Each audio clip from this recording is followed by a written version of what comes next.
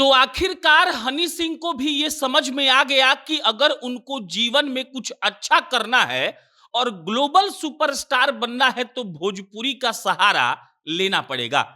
तमाम विश्व भर के लोग और विश्व की बात छोड़िए, भारत के लोग पवन सिंह और खेसारी का नाम सुनकर अपना मुंह सिकोड़ लेते हैं और कहते हैं कि ऐसा वल्गर गाना गाने वाला आदमी हम तो कहीं देखे नहीं है।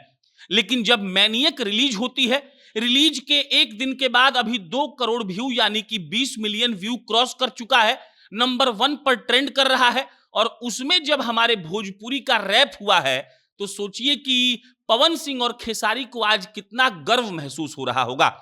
हम जैसे लोग जो भोजपुरी बोलते हैं, जिनका मातृभाषा भोजपुरी है, उनको भी लग रहा है कि देखिए धीरे धीरे गानों की पहचान होती है।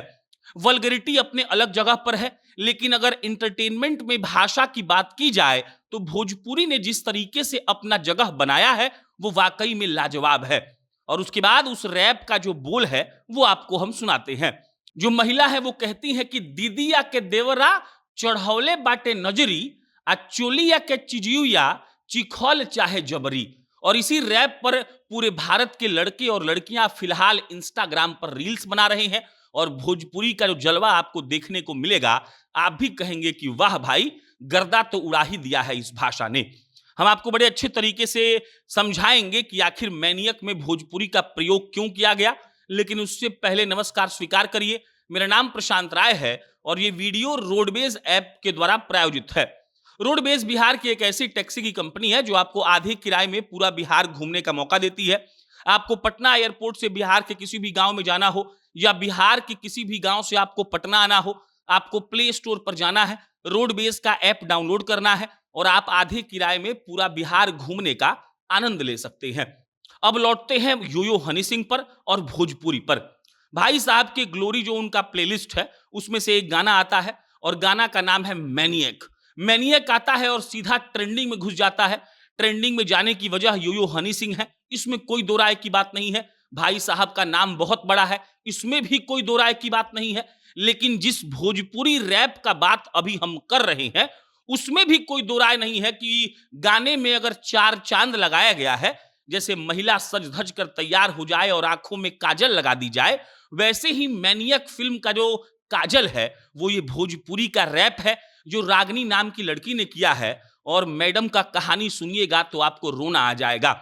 हमारे एक साथी कह रहे थे कि वो घर घर घूमकर तबला बजाकर ढोलक बजाकर अपना जीवन यापन करती थी और आज स्थिति ऐसी है कि YouTube पर गाना नंबर 1 पर ट्रेंड कर रहा है।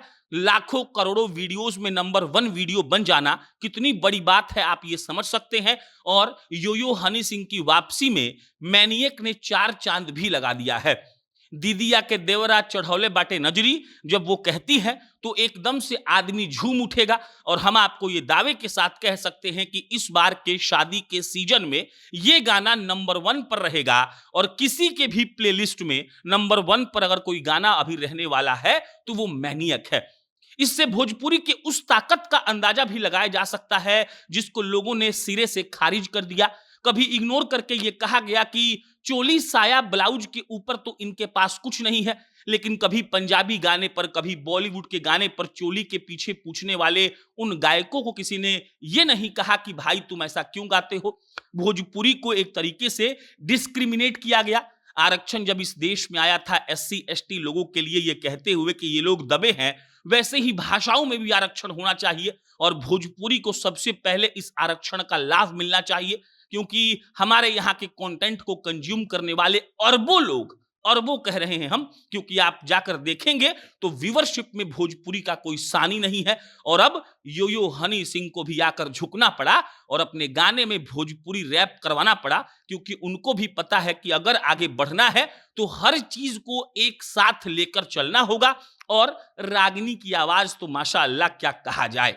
बाकी भोजपुरी को बढ़ते हुए देखकर हम जैसे लोग खुश होते हैं, सिर्फ इसीलिए क्योंकि ये हमारी मातृभाषा नहीं है, इसलिए भी क्योंकि उस भाषा को अब लोग पहचानना शुरू कर रहे हैं जिसकी कभी खिल्ली उड़ा दिया जाता था।